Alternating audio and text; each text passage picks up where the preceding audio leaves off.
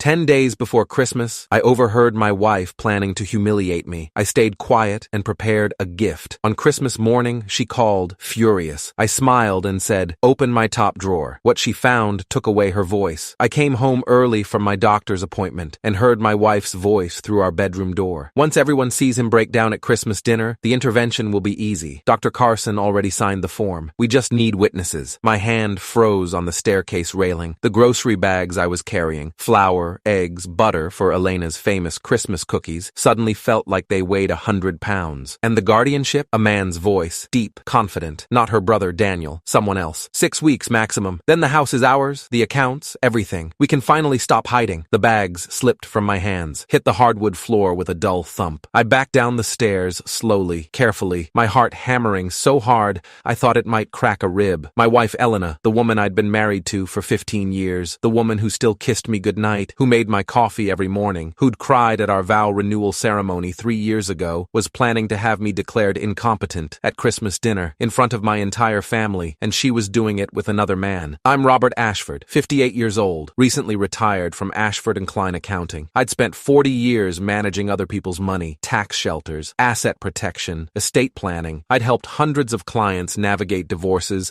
business disputes, and family inheritance battles. I knew every legal loophole, every protection strategy, every way to secure assets before someone could touch them. Elena had forgotten who she married, or maybe she'd just underestimated me. We met at a charity gala in Phoenix 16 years ago. She was 34, working as an event coordinator for a luxury hotel chain, beautiful, graceful. She had this laugh that made everyone in the room turn and smile. I was 42, divorced, cynical about love. She changed that. Our first year was magic. Late-night conversations about everything and nothing. Weekend drives through Sedona. She loved cooking, so I'd sit in the kitchen with a glass of wine while she experimented with new recipes. She wanted to open a catering business someday. I wanted to help her build it. We got married at sunset on a rooftop overlooking downtown Phoenix. Small ceremony, just 50 people, her family, my mother, close friends. I'd thought it was the beginning of something beautiful. Now, sitting in my car in our garage, listening to the engine tick as it cooled, I realized it might have been the beginning of a long con. How long had she been planning this? How long had she been pretending? I pulled out my phone with shaking hands, opened the calendar app. December 15th, 10 days until Christmas. 10 days until she tried to destroy me. I looked up at the house, our house, the 3-bedroom ranch style in North Scottsdale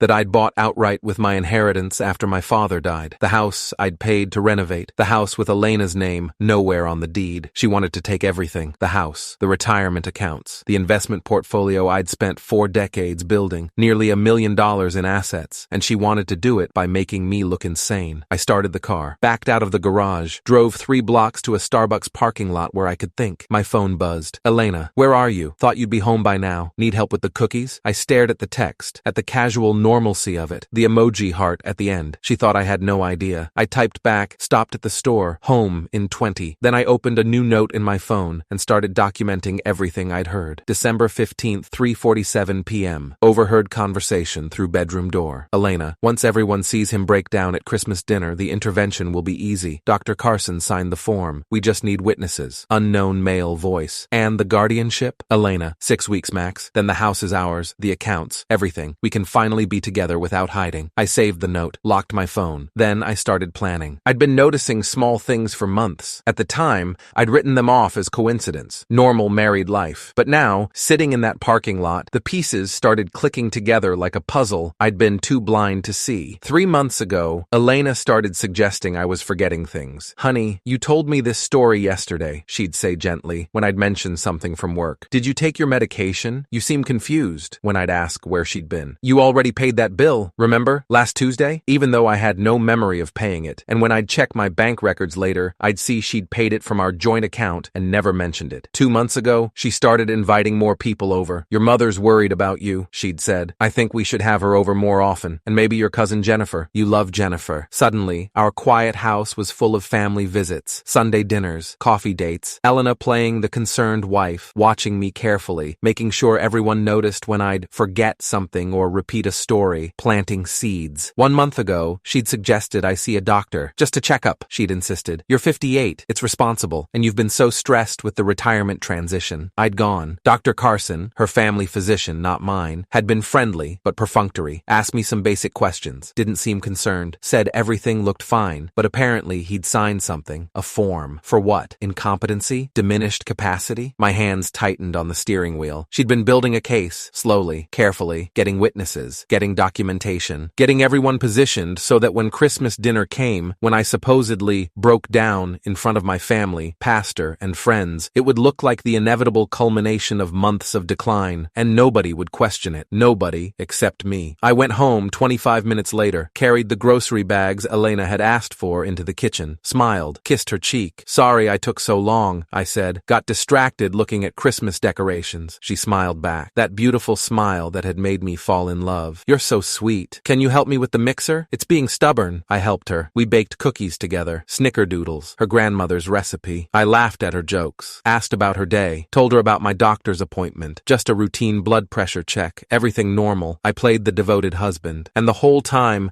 I was thinking about that voice in the bedroom. We can finally be together without hiding. Who was he? I had suspicions. There were only so many men in Elena's life. Her brother Daniel was happily married. Her father had died 6 years ago. That left co-workers, friends, husbands, or my business partner, former business partner, Marcus Webb. We'd started Ashford and Klein together 23 years ago. He'd handled the tax side. I'd handled financial planning and wealth management. We'd built something successful, respectable. 3 years ago, Marcus had pushed for a risky expansion, new office, more staff, aggressive marketing. I disagreed, thought we should stay lean, focus on quality over growth. We'd argued, fought. Eventually, I'd bought him out, paid him $340,000 for his equity stake. He'd taken the money and opened his own firm across town. We'd stayed cordial, exchanged Christmas cards. Elena still invited him to parties occasionally. He was your friend for 20 years, she'd said when I'd protested. Don't let business ruin that, I'd agreed, because I'd trusted her judgment, because I'd trusted her. That night, after Elena went to bed, I sat in my home office and opened my laptop, started searching. Day 1, December 16th. I woke up at 5:30 a.m., which Elena thought was unusual but didn't question. Told her I couldn't sleep. Too much coffee yesterday. I drove to North Scottsdale Medical Associates and requested an appointment with Dr. Amanda Hayes, a neurologist I'd found through a medical directory search. She had 22 years of experience, subspecialty in cognitive disorders, published research on dementia diagnosis and early intervention. Her office could see me that afternoon. I need a comprehensive cognitive evaluation, I told the receptionist. Complete neurological workup, memory testing, executive function, everything. May I ask why? She was in her 30s, kind eyes, concerned expression. My wife thinks I'm losing my mind, I said. I need documentation proving I'm not. She paused, looked at me carefully. I'll mark this as priority. The appointment was at 2 p.m. I spent the morning at the public library, researching Arizona guardianship law. What I found made my blood run cold. In Arizona, if someone can prove you're incapacitated, unable to manage your own affairs, a court can appoint a guardian with complete control over your finances, medical decisions, and living situation. The guardian could sell your house, access your bank accounts, make all decisions for you. You become, essentially, a legal child. The process requires a physician's certification, a hearing, and witness testimony. Elena had all three lined up. Dr. Carson's signature, Christmas dinner as the hearing equivalent, showing witnesses my supposed breakdown, and 6 weeks to finalize everything. By February, I'd be declared incompetent. Elena would be appointed guardian. She'd have everything, and there was nothing I could do, except there was, because guardianship could be blocked by proving competence, by showing the petition was fraudulent, by demonstrating that the petitioner had ulterior motives. I just needed evidence. The cognitive evaluation with Dr. Hayes took 4 hours. She tested my memory, short-term, long-term, working memory, made me recall lists of words, numbers, stories, asked me to solve math problems in my head, tested my spatial reasoning with puzzles, evaluated my executive function with planning tasks and problem-solving scenarios. I'd spent 40 years doing complex financial analysis. This was child's play. Mr. Ashford, Dr. Hayes said when we finished, your cognitive function is completely normal. Actually, it's excellent for your age. Your memory scores are in the 95th percentile. Your executive function is outstanding. There's absolutely no indication of dementia, cognitive impairment, or any neurological disorder. Can you put that in writing? I asked. Of course. She typed on her computer. I'll prepare a comprehensive evaluation report. It'll be 6 pages. Detailed test results, professional assessment, my credentials and signature. How fast can you have it ready? She looked at me, really looked at me. You're in trouble, aren't you? She said quietly. Yes. Give me 2 hours. I'll mark it urgent. I waited in the lobby, drank bad coffee from a machine, watched the clock. At 6:47 p.m., Dr. Hayes called me back to her office. She handed me a sealed envelope. Complete neurological Psychological and cognitive evaluation, dated today. This document proves you're mentally competent. If someone's trying to claim otherwise, this will destroy their case. Thank you, Mr. Ashford. She folded her hands on her desk. Whatever's happening, protect yourself. People who try to abuse the guardianship system are dangerous. They're stealing lives. I know. I drove home with the envelope on my passenger seat. Felt like it weighed 1,000 pounds. One piece of the puzzle secured. 9 days left. Day 2, December 17th. I called Thomas Price at 8